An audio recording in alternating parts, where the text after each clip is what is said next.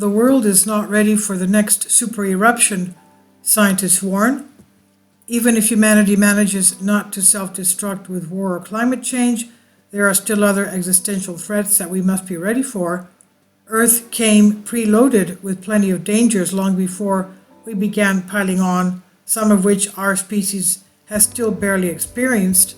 One of the flashiest dangers comes from asteroids, like the one suspected of devastating the dinosaurs 66 million years ago. As we try to anticipate our own doomsday, the cautionary tale of dinosaurs seems to suggest we direct our vigilance upward. That makes sense, and humans are wisely preparing in ways the dinosaurs could not, with investments in asteroid monitoring and even deflection. But as two researchers point out in a new commentary in the journal Nature magazine, we should not let asteroid anxiety overshadow another colossal danger lurking under our noses, and that is volcanoes. Over the next century, large-scale volcanic eruptions are hundreds of times more likely to occur than an asteroid or comet impact put together. This is what Michael Cassidy writes, professor of volcanology at the University of Birmingham in the UK, and Lara Maney, research associate at the Centre for the Study of Existential Risk at the University of Cambridge. While preparing for asteroids is prudent, we're doing too little about the likelier event of a volcanic super-eruption, Cassidy and Maney argue. Governments and global agencies spend hundreds of millions of dollars annually on planetary defense, they write, including a new U.S. experiment to fend off space rocks, NASA's Double Asteroid Redirect Test, DART for short. The mission will soon test the feasibility of asteroid deflection by trying to move an asteroid off course. The DART mission will cost about $330 million. And while that's a bargain if it saves us from an asteroid, Cassidy and Maney note that there is no comparable investment to prepare for a super-eruption. They wrote, "This needs to change. Volcanoes may be less toxic than fireballs from space, but that's all the more reason to respect them. Volcanoes, unlike asteroids, are already here on Earth. They're scattered all over the planet, often blanketed with picturesque scenery that belies their destructive potential.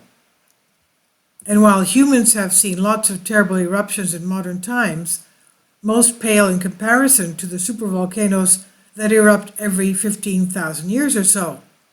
The last supereruption of the kind happened about 22,000 years ago, according to U.S. Geological Survey. A supereruption is one with a magnitude of 8 on the highest rating of the Volcanic Explosivity Index, or VEI. The most recent magnitude 7 eruption occurred in 1815 at Mount Tambora, Indonesia, with an estimated 100,000 victims. The ash and smoke reduced global temperatures about 1 degree Celsius on average, causing the year without a summer in 1816. There were widespread crop failures, leading to famine, diseases, outbreaks, and violence.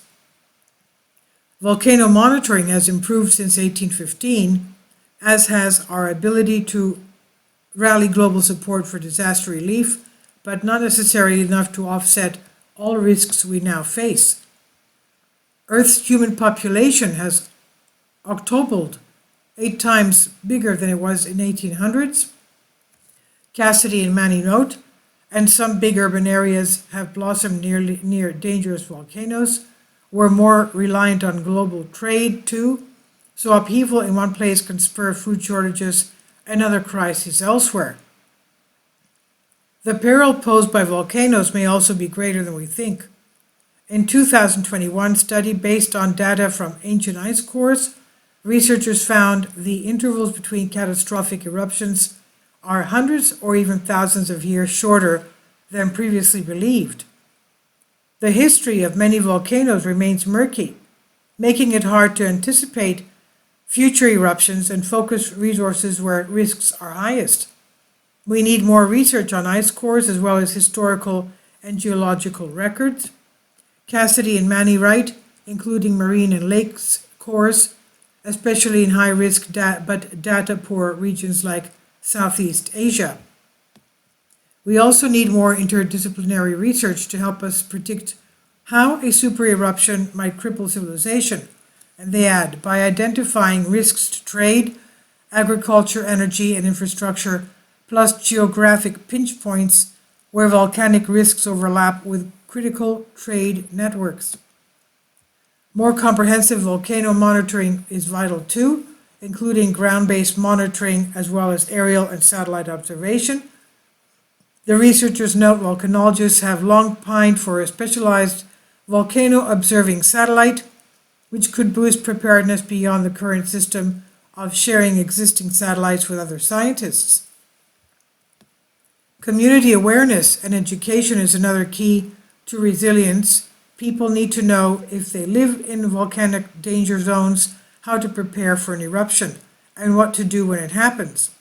Beyond preparatory outreach, authorities also need always to broadcast public alerts when volcanoes erupt.